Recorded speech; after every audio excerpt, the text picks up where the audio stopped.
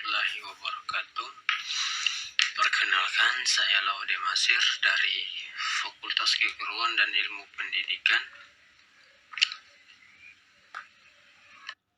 Di sini saya akan memaparkan materi tentang konsep filsafat pendidikan dalam bingkai dasar filsafat. Pengertian filsafat. Filsafat merupakan ilmu yang sudah sangat tua. Bila kita bicarakan filsafat, maka pandangan kita akan tertuju jauh ke masa lampau di zaman Yunani kuno. Pada masa itu semua ilmu dinamakan filsafat. Dari Yunanilah kata filsafat ini berasal, yaitu dari kata philos dan sophia. Philos artinya cinta yang sangat mendalam, dan sophia artinya kebijakan atau kearifan. Istilah filsafat sering dipergunakan secara populer dalam kehidupan sehari-hari, baik secara sadar maupun tidak sadar.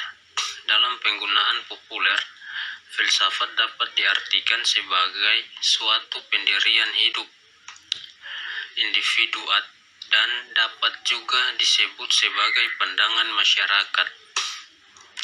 Selain itu, masyarakat juga mempunyai filsafat yang bersifat kelompok.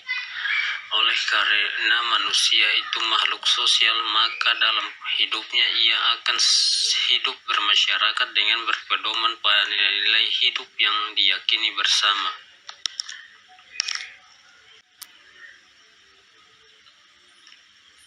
Objek filsafat. Bila kita membicarakan tentang pengetahuan yang sistematis, pasti ada kejelasan mengenai objeknya. Objek dibedakan menjadi dua macam, yaitu objek material dan objek formal. Setiap ilmu mempunyai objek material dan objek formal masing-masing. Objek material. Filsafat meliputi segala sesuatu yang ada. Segala sesuatu itu adalah Tuhan, alam, dan manusia. Ilmu empiris tidak mempermasalahkan atau mengkaji tentang Tuhan, tetapi ilmu-ilmu agama, teologi, sebagai besar berisi kajian tentang ketuhanan ditinjau dari perspektif dan interpretasi manusia terhadap wahyu atau ajaran para nabi. Objek formal. Sudut pandang pendekatan filsafat adalah dari suatu sudut pandang hakikatnya. Filsafat berusaha untuk membahas hakikat segala sesuatu. Ciri khas filsafat. Filsafat cenderung mempertanyakan apa saja secara kritis, sebagaimana ditanyakan di atas bahwa membahas masalah manusia, alam semesta, bahkan Tuhan. Jawaban filsafat sebagaimana dicontohkan di atas berbeda dari jawaban spontan. Perbedaannya terletak pada pertanggungjawaban rasional jawaban filsafat. Pertanggungjawaban rasional pada hakikatnya berarti bahwa setiap langkah harus terbuka terhadap segala pertanyaan dan sangkalan serta harus dipertahankan secara argumentatif dengan argumen-argumen yang objektif, artinya yang dapat dimengerti secara introjektif. Magnus Suseno 1995. Cabang-cabang filsafat. Louis O. Katzoff tahun 1987 nomor 74-82 membagi cabang-cabang filsafat menjadi dua bagian besar, yaitu cabang filsafat yang memuat materi ajar tentang alat dan cabang filsafat yang memuat tentang isi atau bahan-bahan dan informasi.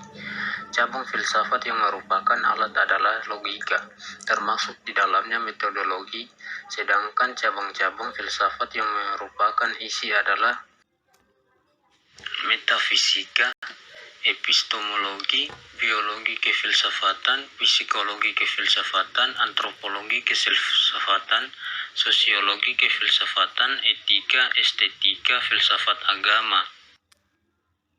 Pengertian pendidikan menurut George Kneller Dwi Siswoyo tahun 1995 nomor 5 mengatakan pendidikan dapat dipandang dalam arti luas dan teknis atau dalam arti hasil dan dalam arti proses. Dalam arti yang luas, pendidikan menunjuk pada suatu tindakan atau pengalaman yang mempunyai pengaruh berhubungan dengan pertumbuhan atau perkembangan pikiran, watak, karakter atau kemampuan fisik individu. Pendidikan dalam artian ini berlangsung terus seumur hidup. Berbagai pengertian filsafat pendidikan. Kneller juga mengatakan bahwa filsafat pendidikan bersandar pada filsafat umum atau filsafat formal. Artinya, masalah-masalah pendidikan juga merupakan bagian dari cara berpikir filsafat secara umum.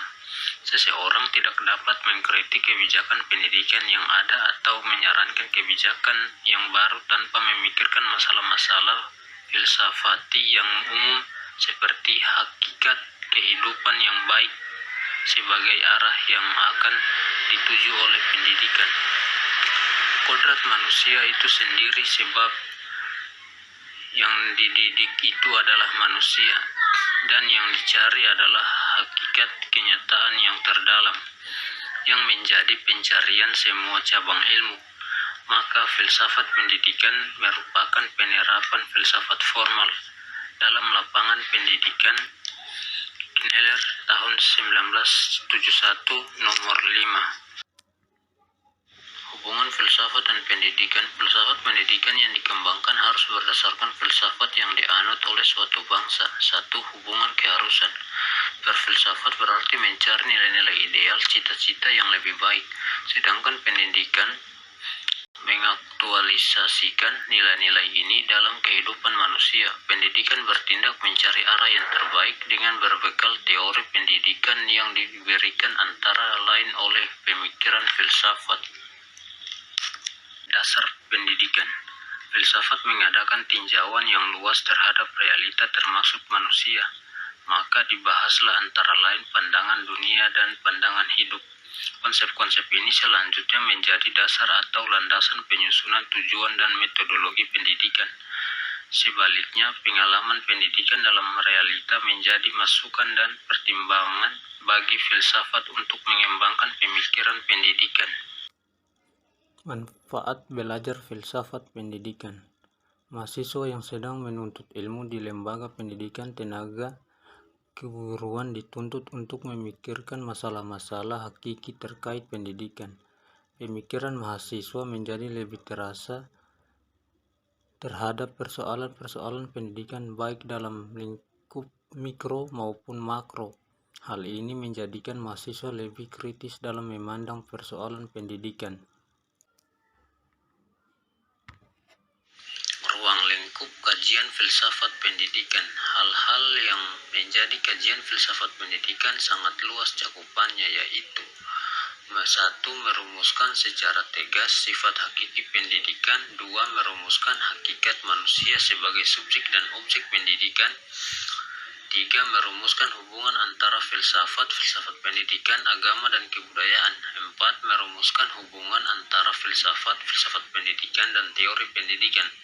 5. Merumuskan hubungan antara filsafat negara, ideologi, filsafat pendidikan, dan politik pendidikan, sistem pendidikan. 6. Merumuskan sistem nilai dan norma atau isi moral pendidikan yang menjadi tujuan pendidikan.